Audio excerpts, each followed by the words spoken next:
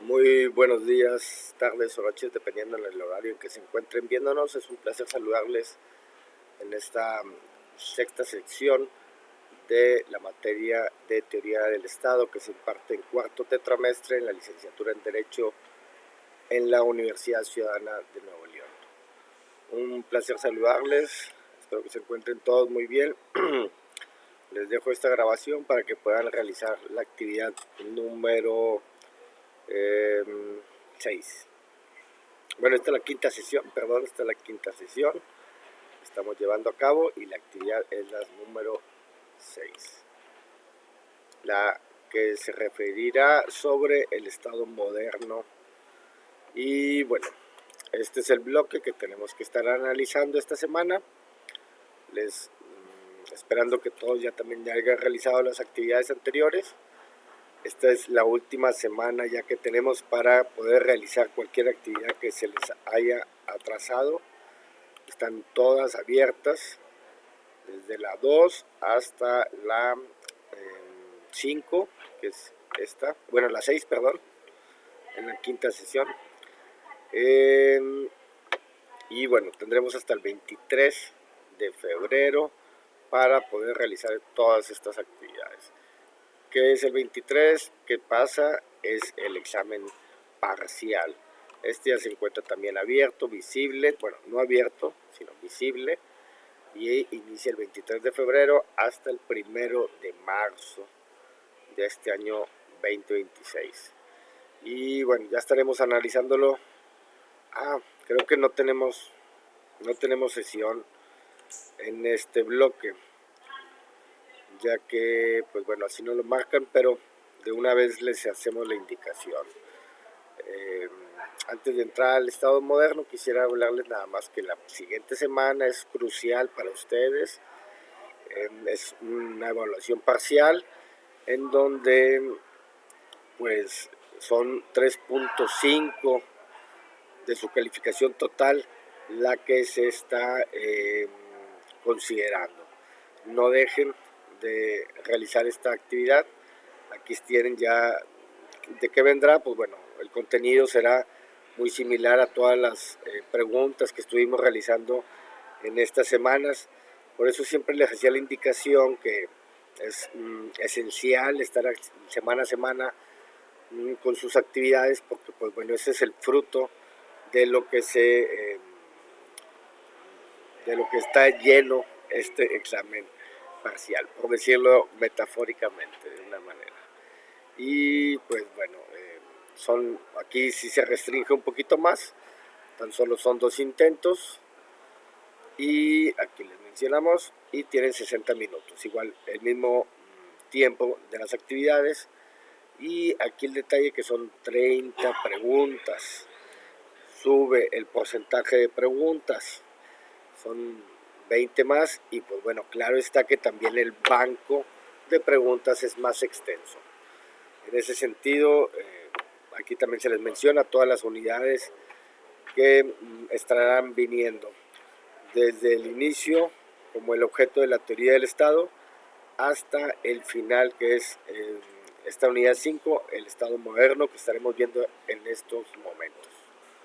Y bueno, aquí ya también les mencionamos, tienen un 35% de su total final, un poquito más para abajo. Y bueno, las indicaciones tenemos, todo está muy preciso, necesitamos que lean para que comprendan esta evaluación parcial.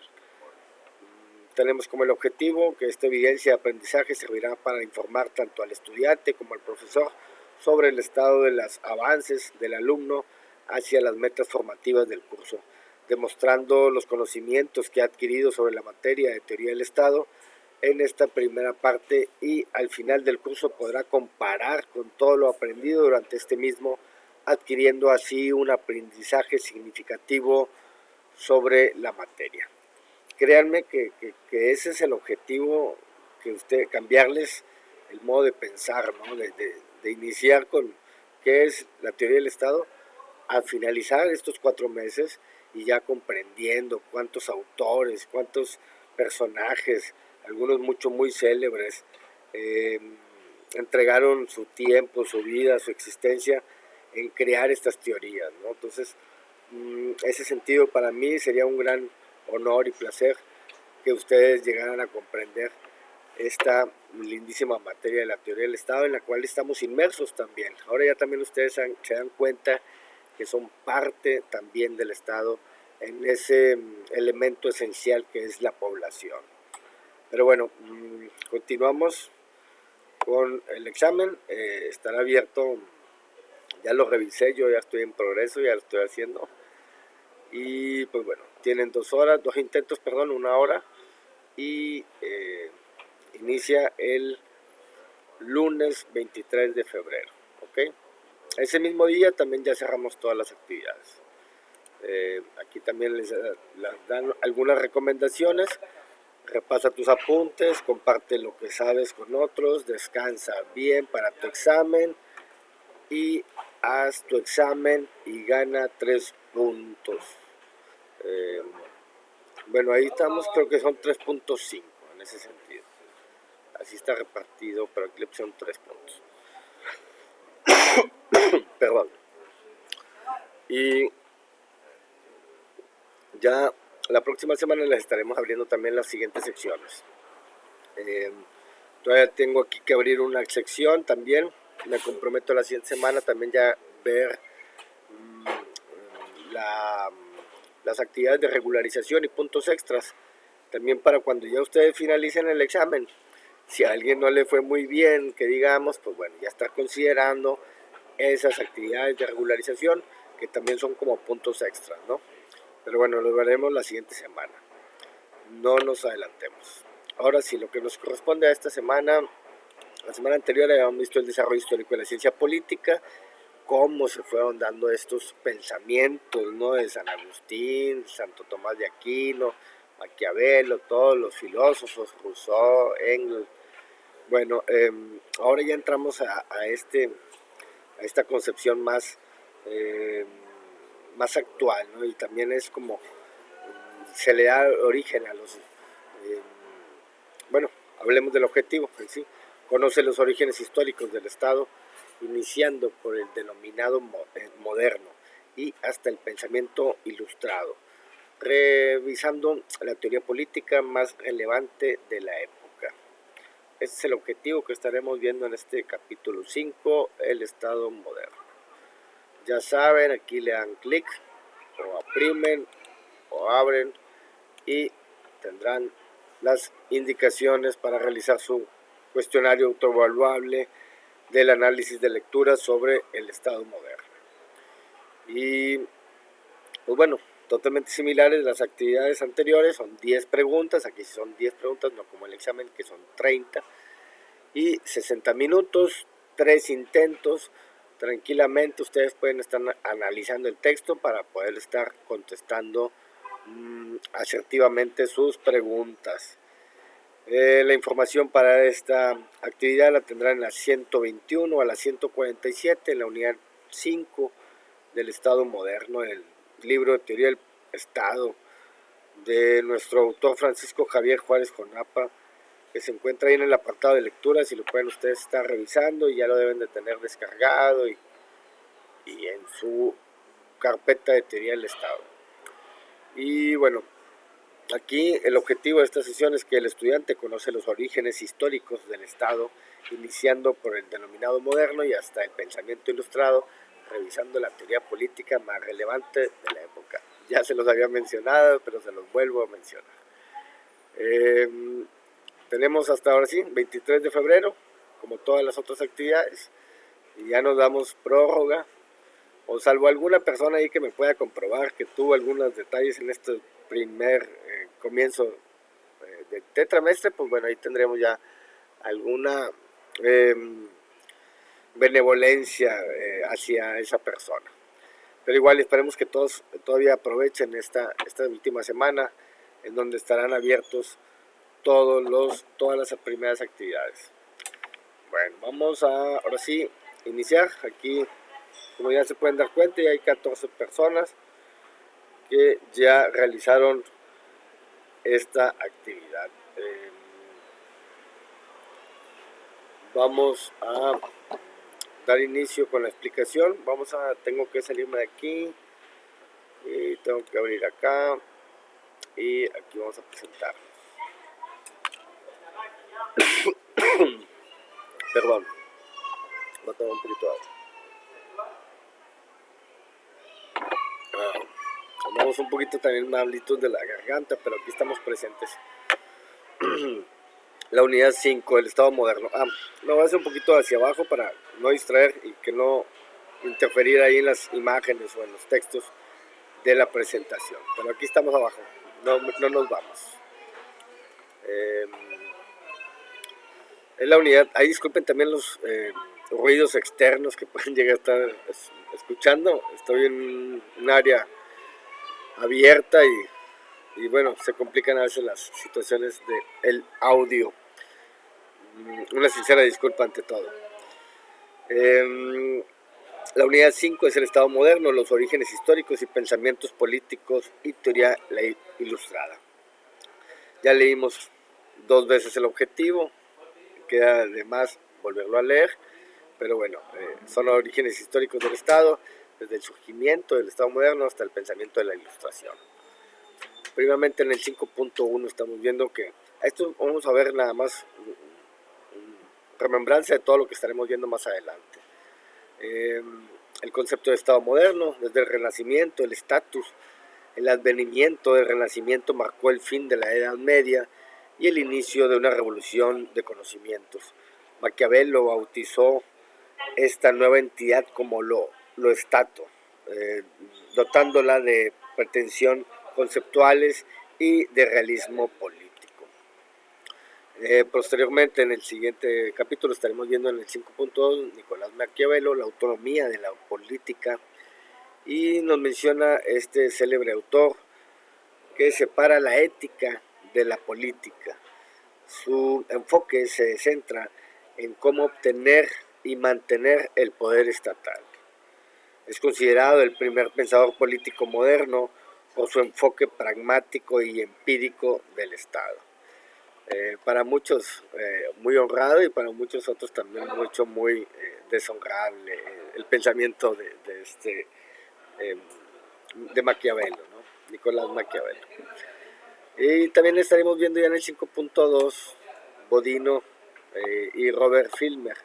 Jean Bodin definió la soberanía como el poder supremo sobre ciudades y súbditos no sometidos a las leyes. Es la base jurídica del Estado moderno. A él se le reconoce esta aportación. Mientras que Robert Filmer es un defensor del derecho divino de los reyes. En su obra Patria, argumentando que el poder real deriva de la autoridad de Adán. Él todavía mantenía esa religiosidad en ese sentido. 5.3 Escolástica Española, otros 2 también célebres autores que aportaron a la estructura del Estado fue San Francisco de Vitoria y Francisco Suárez. Francisco de Vitoria y Francisco Suárez representaron un puente entre la tradición cristiana y el derecho moderno. Hubo una fundación de derechos de gentes, el derecho internacional, que ahora podríamos estarlo mencionando. Y hay una discusión sobre la legitimidad del poder y los derechos humanos.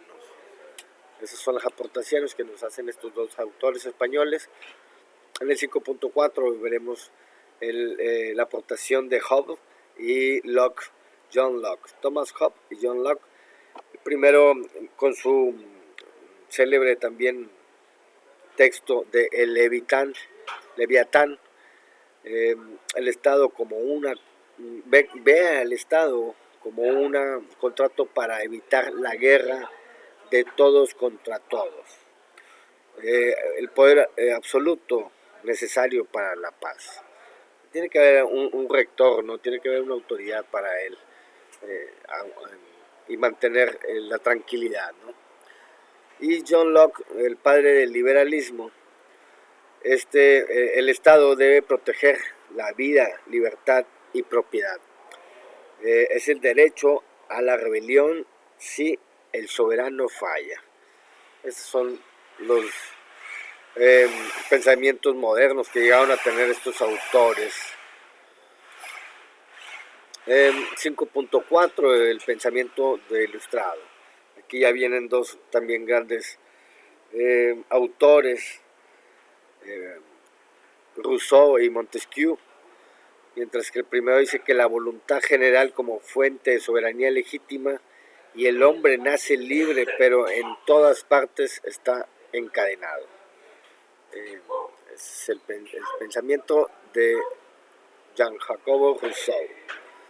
Y Montesquieu, a él se le denomina el padre también de la división de los poderes, ¿no? En su aportación que hace sobre el espíritu de las leyes, propone la división de poderes, el ejecutivo, el legislativo y el judicial, para evitar el despotismo, ¿ok? O sea, que recaiga todo el poder en un solo gobierno, en un solo órgano del Estado. En ese sentido, él propone esta división de poderes. Y bueno, que todavía hasta la época pues es muy viable, ¿no? Aquí hacemos una comparación de Maquiavelo, Hobbes, Locke y Montesquieu. Mientras que uno mantiene el concepto clave del realismo político, Maquiavelo, Hobbes el contrato de seguridad, Locke los derechos naturales y Montesquieu la división de poderes. Perdón.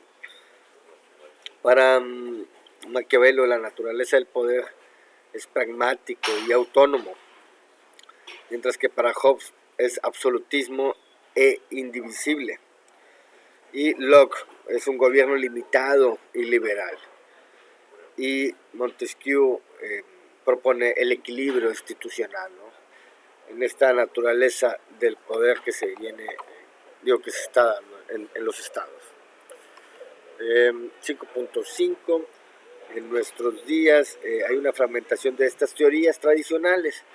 Hay un gran desafío de la globalización, el concepto de la soberanía nacional. Hay un impacto de la era digital y nuevos paradigmas sociales. Es evidentemente que todo esto está cambiando también la formación del Estado.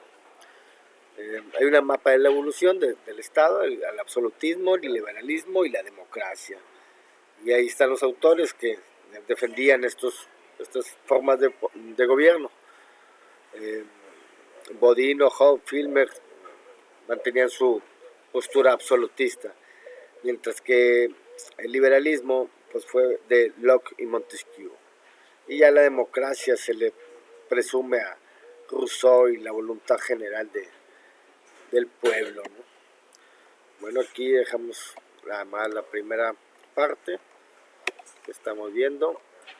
Aquí tenemos cualquier pregunta que lleguen a tener sobre este tema, ya saben, con mucho gusto lo vamos a estar analizando ahí mediante mensajitos que ustedes me hagan llegar.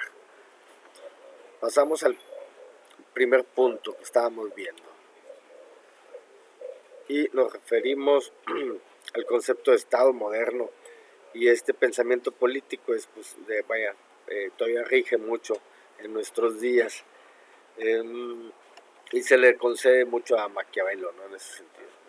El objetivo de este capítulo es identificar los elementos constitutivos del concepto de Estado moderno, analizar la transición desde la multiplicidad de poderes medievales hacia la unidad estatal, comprender el rol de la soberanía y el derecho en la estructuración política moderna y, por último, revisar las conquistas de la libertad individual y religiosa.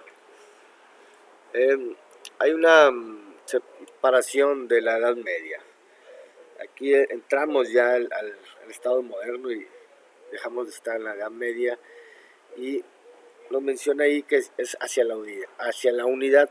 Al incluir la Edad Media, los esfuerzos se enfocaron en conseguir la unidad de los estados.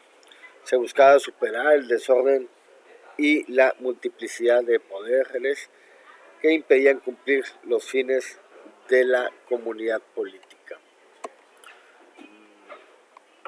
Nos menciona más adelante que, como lo habíamos mencionado anteriormente, el Estado moderno. Con el Renacimiento aparece la concepción moderna del Estado.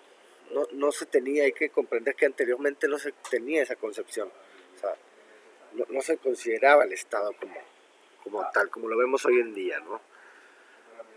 Para Maquiavelo dibuja los rasgos de la sociedad política con el realismo. El ingrediente clave, la soberanía como poder supremo e independiente, ¿no? Esa es la aportación que él hace en ese sentido, y pues bueno, es sumamente muy valorada, y hasta nuestros días pues es el tercer elemento del Estado, ¿no? El poder soberano. Y él hizo su aportación ahí con una obra llamada El Príncipe, en donde se puede estar contemplando todo su pensamiento político, ¿no? Y sus aportaciones. Nicolás Maquiavelo. El triunfo del absolutismo. Allí el Estado contra la Iglesia, ¿no? Siempre ha habido esa dualidad, ese conflicto entre estas dos instituciones, ¿no? Y es un conflicto histórico, se solucionó a favor del Estado y superando los dualismos dogmáticos tradicionales. El rey contra los señores feudales, esa lucha por el poder territorial terminó con la victoria de los monarcas, centralizando la autoridad política. Lo divino dejó de tener como que gran autoridad, y ahora sí los señores feudales, los del dinero, los capitalistas que podríamos estar mencionando, fueron los que se hicieron cargo ya del Estado, ¿no? Hay unos límites también del poder real. En la Carta Magna de 1215, Inglaterra marcó un hito en el primer acuerdo entre el príncipe y sus siervos. Este documento garantizó derechos naturales y creó el Parlamento para limitar los poderes absolutos del rey.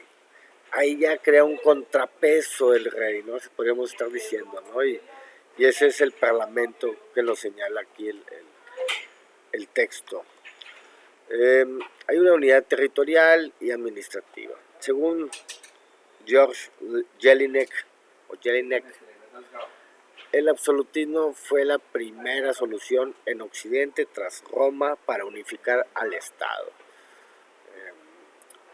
Hay un territorio, una administración y una continuidad. El territorio, pues bueno, hay que comprender lo que es una unificación de las fronteras bajo un solo mando central. Y tiene que ser administrado por una organización de un régimen estructural único para la comunidad. Y ahí tiene que haber una continuidad, una transición del desorden feudal a la estabilidad institucional.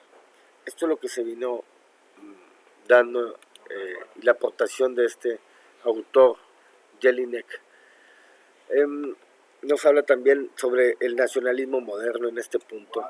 Y bueno, las guerras europeas contribuyeron a particularizar a los estados, manifestando una organización política con una base sociológica nacionalista. Particularmente, pues bueno, estas guerras, como hubo grandes divisiones, pero también hubo grandes otras uniones de estados, ¿no? Y tanto así que todavía se mantiene actualmente conflictos bélicos por situaciones de territorio, ¿no? Y bueno, no quisiera entrar mucho en tema porque luego igual me bajan el video. Ya he hablado 3 veces y ya no me dejan subir videos, que cuestiones muy políticas actuales. Por eso hablamos mejor de la historia. Hay 3 características esenciales, la unidad, la estructura y la autolimitación. La unidad posee la consolidación de un solo centro de la decisión política, ¿no? Un rey. La estructura se rige por una constitucionalización de las funciones nacionales bajo un orden jurídico. Y el Estado se somete también al derecho para regular su relación con el individuo en el autolimitación. Ahí es cuando ya se le da, como el rey se limita también y se le da derechos a los individuos, ¿no? En ese sentido. Hay una dialéctica teórica de estos dos personajes que ya hablamos también hace unos momentos.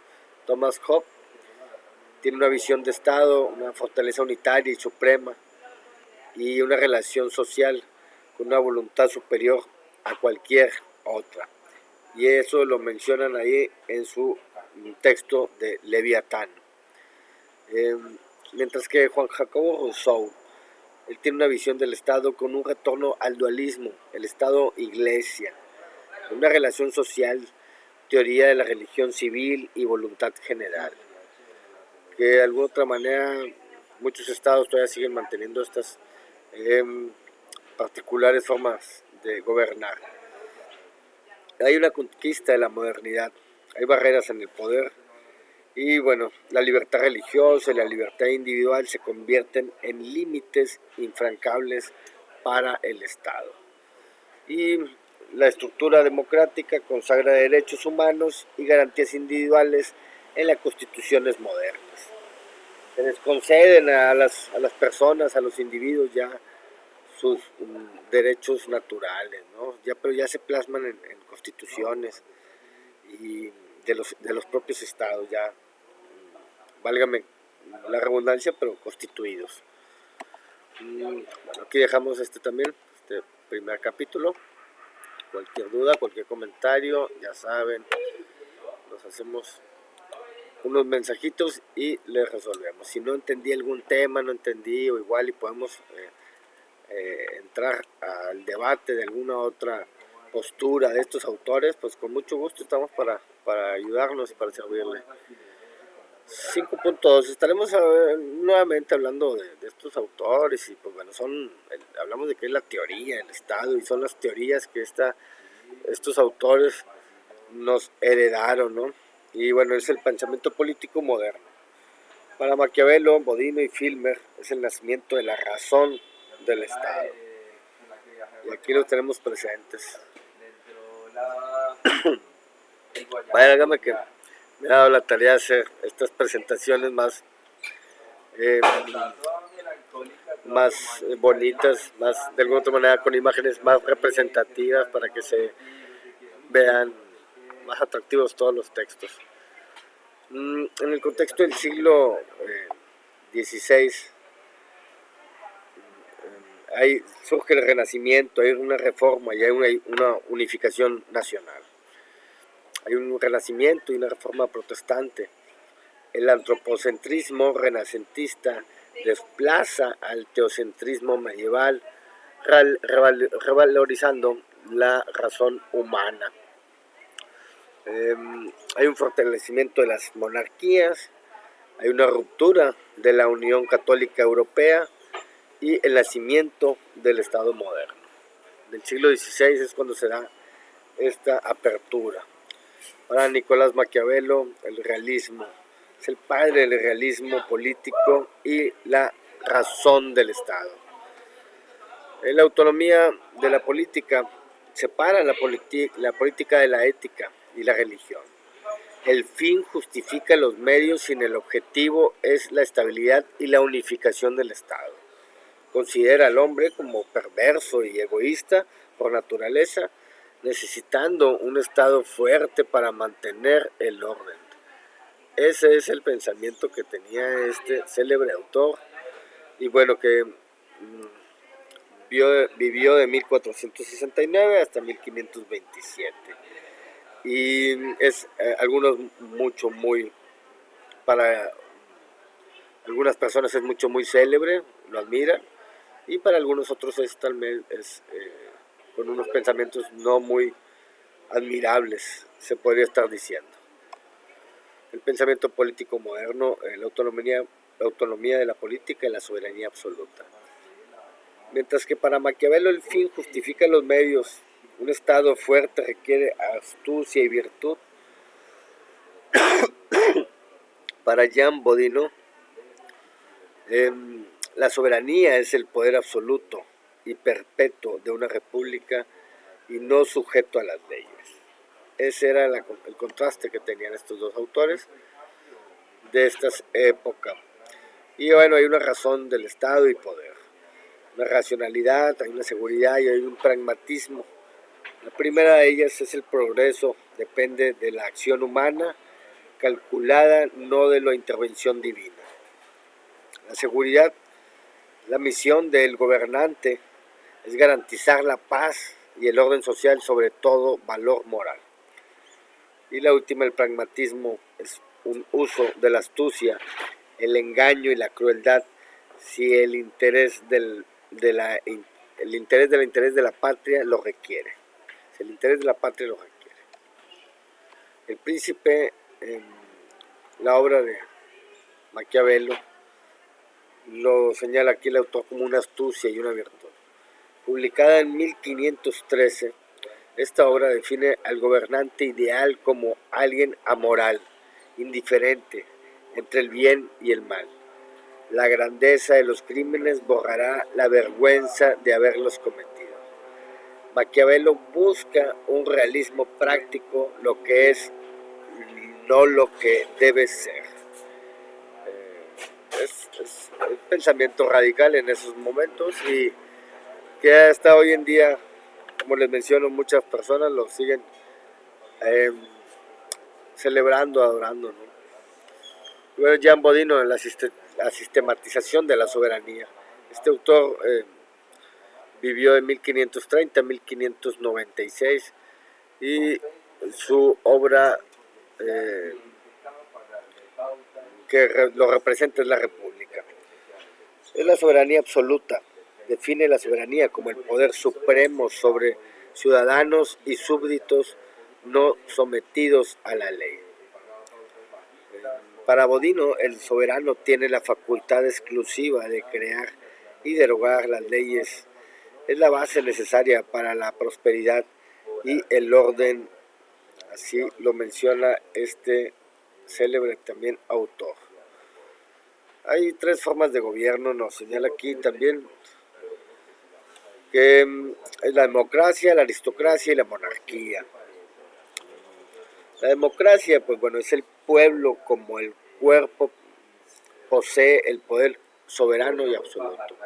La demos, el pueblo, la cracia es el poder del pueblo que lo admite, la democracia. La aristocracia es la soberanía, es poseída por la menor parte del cuerpo social. Solo unos cuantos son los que llegan a tener ese poder. Mientras que la monarquía es la soberanía, se concentra en una sola persona. El rey es el Estado. Creo que son muy claras estas tres formas de gobierno modernas, ¿no? Que algunas todavía se siguen manteniendo muy recientemente. Otro célebre autor también, Robert Filmer, nacido en 1588 y fallecido en 1650. Su aportación es La Patriarca y define que la potestad de los reyes se deriva de un orden divino patriarcal, siendo descendientes directos de Adán. Rechaza la democracia por antinatural. Dios hizo a la humanidad de un solo hombre para ser gobernada por un rey. Este es un pensamiento de Robert Filmer. El derecho divino de Adán. ¿A qué se refiere este derecho divino? Pues es la base teológica. Filmer sostiene que Dios gobierna el universo de un modo monárquico. La familia es el modelo natural. Un solo padre, un solo mando. Sus tesis se oponen frontalmente al liberalismo parlamentario de John Locke, defendiendo la corona absoluta. Como se pueden dar cuenta, cualquier pregunta ya saben, con mucho gusto, capítulo 5.2, ahí me lo pueden hacer llegar. Están todas las imágenes. Bueno, les mencionaba, como se pueden dar cuenta, algunas teorías pues van a ir en contra de totalmente las de otros, o sea, se contraponen, o habrá unas que se ayudan, se apoyan y siguen los mismos principios, pero con otras variantes, ¿no? Formas de pensamiento distintas, pero sí muy similares, ¿no? Desde Platón, Aristóteles, después que fueron concebidas por Santo Tomás y igual fueron ahí modificadas, pero retomadas de alguna otra manera con esos pensadores, esos pensamientos políticos. Bueno, ahora vamos con los españoles, 5.3, los españoles del siglo también XVI. La escuela de Salamanca y el renacimiento del pensamiento político.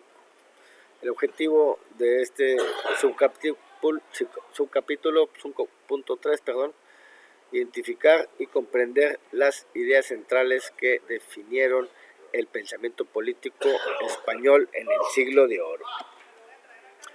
El desconcierto europeo. Durante el siglo XVI, Europa enfrentaba una crisis de sistematización en la ciencia política debido a la diversidad de las tendencias contradictorias. En este contexto, un grupo excepcional de juristas, teólogos y filósofos españoles aportó claridad y rigor al debate intelectual europeo. Como les mencionaba, había unas contradicciones entre todos estos puntos de vista, entre todas estas teorías del Estado, ¿no? Y bueno, estos grupos de juristas, teólogos y filósofos españoles, pues bueno, hicieron su aportación en ese sentido. Ya los habíamos mencionado, pero aquí los volvemos a mencionar. Juristas, teólogos, Francisco de Vitoria, Domingo de Soto y Francisco Soares. Ahí agregamos a Domingo Soto. Y los filósofos y pensadores también, Juan de Mariana, Fernando Vázquez de Menchaca y Luis de Molina. Todos ellos fueron un elenco de maestros en este siglo XVI, pues también dieron su aportación en el sentido del Estado. La fundamentación clásica para ellos fue el sistema clásico cristiano. Estos pensadores no trabajaron en el vacío, se fundamentaron en la tradición clásica y cristiana para enfrentar la nueva problemática política. Lograron conciliar la fe con la razón jurídica, respondiendo a los desafíos de un mundo en expansión. Como les mencionaba, algunos, o sea, como dicen, no trabajaron en el vacío, o sea, sino que retomaron las aportaciones de algunos otros autores. Para Francisco de Vitoria se le considera el padre del derecho internacional. Célebre por sus lecciones en la Universidad de Salamanca, Vitoria defendió los derechos de los pueblos indígenas y sentó las bases del derecho de gentes. Su obra transformó la justificación del poder estatal frente a la comunidad global. La gran aportación de este autor, Francisco de Vitoria. Mientras que Francisco Suárez, a él se le consideró el doctor eximio. En una obra de Legibius, Suárez analizó profundamente la naturaleza de la ley y el origen del poder político. Sostuvo que el poder político no es otorgado directamente por Dios al gobernante, sino a la comunidad. Ese es el pensamiento de Francisco Suárez. Hay unas aportaciones permanentes, lo señala aquí también el autor: el derecho natural, derecho internacional, la ciencia política. Los primeros, el derecho natural, son principios inmutables de justicia, aplicables a todos los seres humanos. Mientras que el derecho internacional es una fundación del sistema jurídico que rige las relaciones entre naciones. Y la ciencia política es la sistematización del estudio del poder y la organización del Estado. como que una es muy universal, la otra es más general y la otra es más individual, ¿no? Así lo estaríamos viendo en ese pensamiento. Hay una primacía de la ley natural, lo hablamos, el derecho natural. Tanto gobernantes como gobernados deben obedecer la ley natural. Esto es como una primicia, o sea, es algo que no se puede cambiar. El derecho natural actúa con una barrera contra la tiranía y el absolutismo. Ese es el límite del poder. Y por último, los derechos innatos. Es el reconocimiento de facultades inherentes a la persona humana. O sea, se le da reconocimiento al ser humano individualmente. La soberanía popular. La soberanía popular es el origen del poder. Coinciden en que el poder político permanece por derecho natural a la comunidad política. El gobernante es solo un administrador de la soberanía que reside originalmente en el pueblo. Y es una concepción que ya podemos tener un poquito ya más actualizada, ¿no? La primera comunidad, la sociabilidad humana. El Estado es entendido como un producto natural de la tendencia del hombre a vivir en sociedad. No es construcción artificial, sino la culminación de la naturaleza social del ser humano. Esto es la sociabilidad humana. Aquí tenemos por terminado esta aportación del legado de la Escuela de Salamanca, estos grandes portadores españoles, y sus aportaciones tienen validez permanente en la ciencia política y el derecho actualmente. Aquí tenemos nuestra bibliografía, voy a escoger para todas las imágenes que estuvimos viendo y continuamos. Ya nomás nos quedan otros 2 capitulitos, todavía nos faltan unos 18 minutos, no nos preocupamos. Ya son dos presentaciones más, pero bien interesantes también. Bueno, volvemos a platicar de estos mismos grandes autores, pero bueno, hay que volverlos a que quede muy bien claro sus posturas y formas de pensar y válgame que todavía persistan hasta nuestros días estos pensamientos. Es algo muy digno de conocer, ¿no? En ese sentido yo les pido que tengamos así como que admiración por estos grandes célebres autores. 5.4 Teorías del Estado moderno. Hobbes, Locke, Rousseau y Montesquieu. Hacia la secularización, el paso de una fundamentación teológica a una inmanentemente. El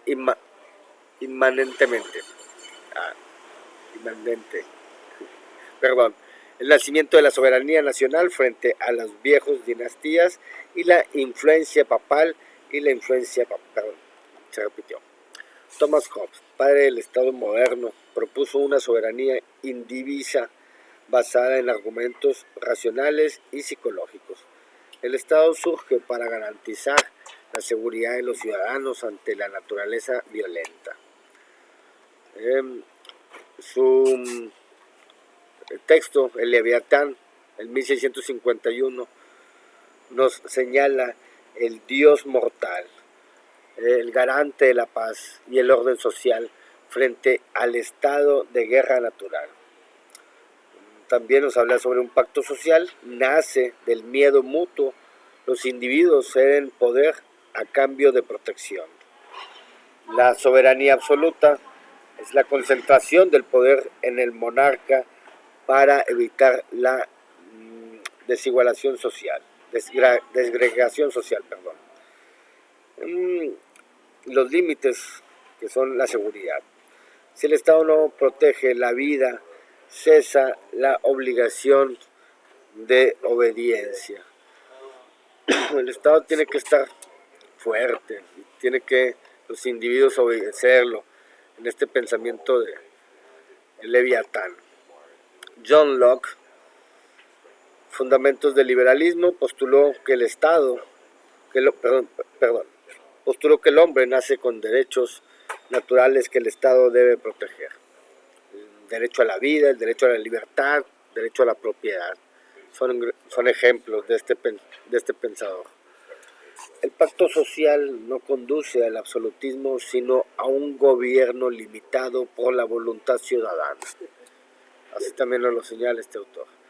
El modelo liberal que nos propone John Locke de 1690 sobre los tratados sobre el gobierno. Hay una soberanía social.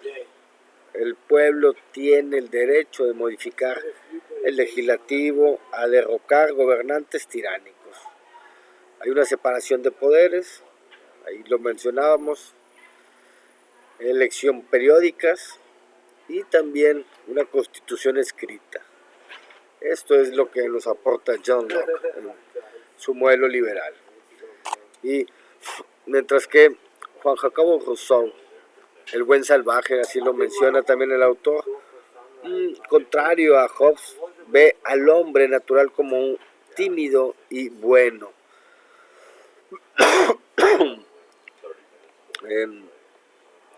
El Estado y la libertad.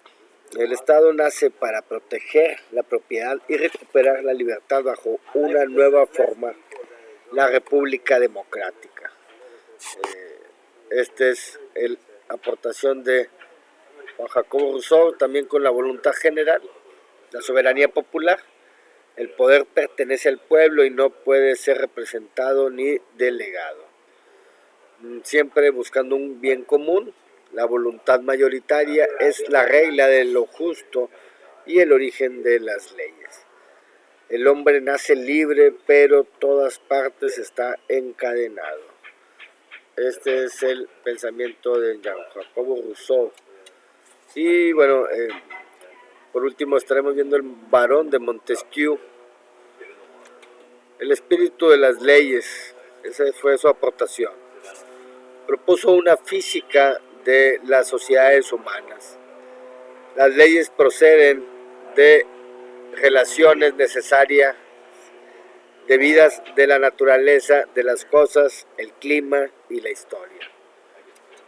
El Barón de Montesquieu también nos propone esta forma de gobierno, la división de poderes, legislativo, ejecutivo y judicial. El legislativo hace y corrige o deroga las leyes, mientras que el ejecutivo establece seguridad y previene invasiones, y judicial castiga crímenes, decide contiendas también. Síntesis comparativa de estos cuatro autores, estos cuatro teóricos. Pues bueno, mientras que Hobbes, en su estado de naturaleza, siempre están todos en guerra, todos en contra de todos. Para John Locke, tienen sus derechos naturales y hay un juez propio. Rousseau, buen salvaje, hay una igualdad entre los seres. Y Montesquieu busca una libertad política. Mientras que sus formas de gobierno, pues bueno, para Hobbes era la monarquía absoluta, lo que él proponía. John Locke, la monarquía limitada y liberal. Juan Jacobo Rousseau, república democrática directa. Y Montesquieu, pues bueno, con su célebre equilibrio de poderes, tripartita. Aquí terminamos con este último comparativo de estos cuatro autores. Pasamos a este último subcapítulo, crisis de la ciencia política en nuestros días. Hay un desafíos, métodos y fin en la era moderna. El objetivo de este análisis es evaluar críticamente la situación actual de la disciplina y los retos del Estado contemporáneo. La ciencia en disputa. La disciplina atraviesa una crisis profunda derivada de la pugna entre diversas escuelas del pensamiento. Hay conflictos sobre el método científico, discrepancias en los fines de la política, y también impacto de las convulsiones mundialistas. Estos son puntos que nos señala aquí la ciencia en una disputa. La radicalidad de tendencias. Señalan aquí tres: racionalismo, positivismo y marxismo. Primero es la preeminencia de la razón pura sobre los hechos sociales. El positivismo nos señala la limitación a lo observable y verificable empíricamente, lo científico. Y el marxismo analiza de clase como motor de la historia política. Estas son las tendencias radicales, ¿no? Se podríamos estar mencionando. Hay una reacción ante los excesos. Cada tendencia surge como reacción a los excesos de la anterior. Esta dinámica genera mitos y utopías contemporáneas. Y el resultado es la fragmentación y destrucción de la disciplina académica. Esto sucede sobre una reacción ante los excesos. ¿Cuáles son los retos de esta disciplina? Pues bueno, hacia una revisión crítica de la realidad estatal. Explicar la realidad del Estado hoy, los estados actuales en transición, la globalización y tecnologías que también se están viniendo dando, pues bueno, son formas de explicar la realidad de hoy y cómo va a ir cambiando también la estructura del Estado. Tenemos que hacer un análisis crítico sobre los elementos esenciales. Es imperativo revisar cómo están funcionando los caracteres esenciales del Estado en el siglo XXI. ¿Son vigentes los conceptos de soberanía, territorio y poder frente a las nuevas dinámicas globales? Esa es la pregunta que nos hacemos sobre la soberanía, el territorio, el poder frente a las nuevas dinámicas globales. Eso es lo que es nuestro reto también en este curso, en esta materia. Contemplar cómo va a ir cambiando el estado vigente, ¿no? La demanda de los pueblos, el bienestar humano.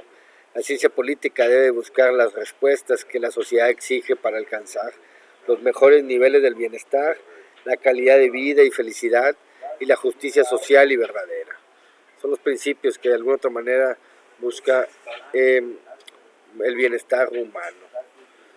El fin último nos señala aquí el autor hasta dónde es posible encontrar a través del análisis político la brújula que guíe a las naciones hacia el progreso integral. Perdón. El Estado no es un fin en sí mismo, sino un instrumento para el florecimiento de la persona humana. Este es el buscar siempre el fin común, ¿no?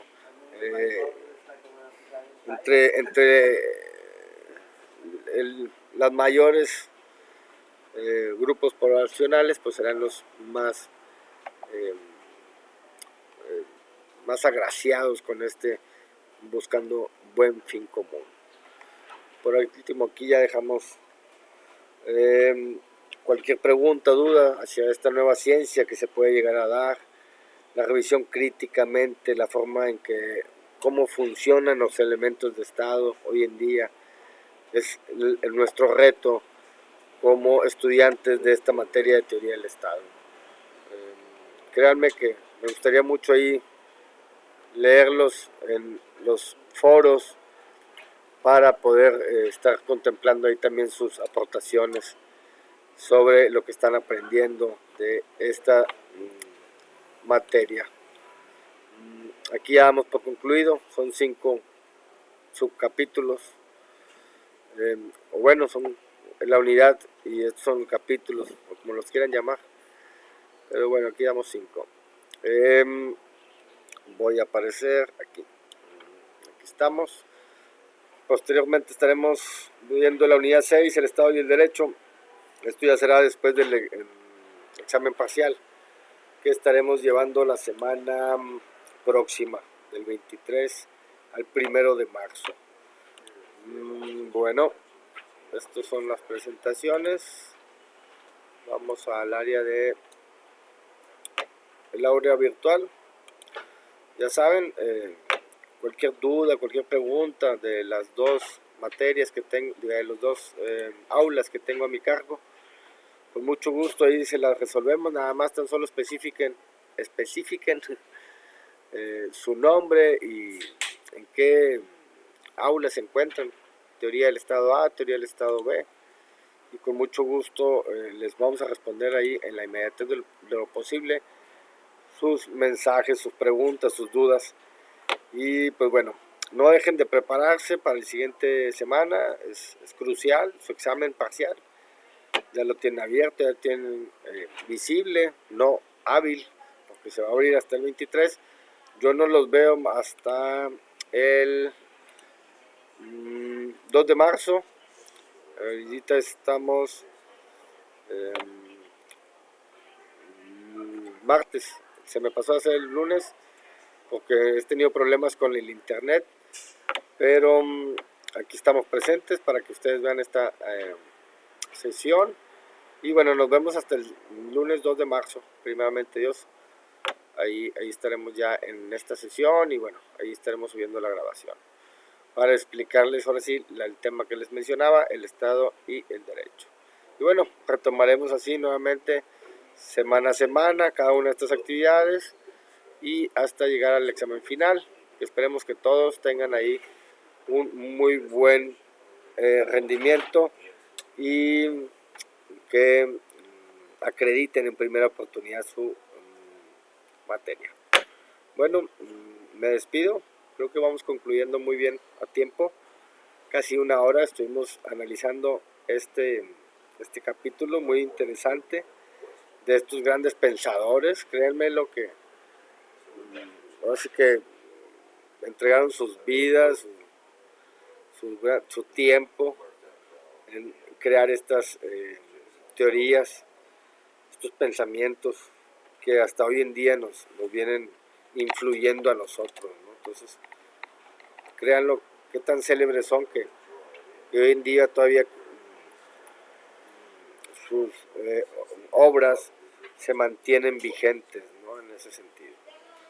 Bueno, ya no me extiendo más, tan solo dejamos abierto hoy el puente de cualquier duda, cualquier comunicación que pueden llegar a tener. Ya saben, ahí si no están en el botón de contacta a tu tutor, me pueden buscar aquí en los participantes y aquí estoy como profesor José Alberto García Garza y aparecerá es que no lo abrí, bueno, no sé qué hice, pero bueno, ahí estoy para que ustedes me puedan visualizar y cualquier mensajito ahí me pueden ustedes mandar. A ver, nada más quiero ver. Aquí está, ahí va a aparecer mi perfil, mi bitácora, donde he estado aquí trabajando, todas las materias que he estado dando, y aquí abajito debe ser enviar mensaje. Con mucho gusto les estaré respondiendo ahí cualquier duda, cualquier comentario que tengan sobre esta materia o cualquier otra de la licenciatura en Derecho. Mucho gusto, gracias por haberme seguido hasta este momento, bien agradecido con todos y cada uno de ustedes y deseándoles que se encuentren muy bien. Cualquier duda, cualquier comentario, estamos a sus órdenes. Hasta luego, bye.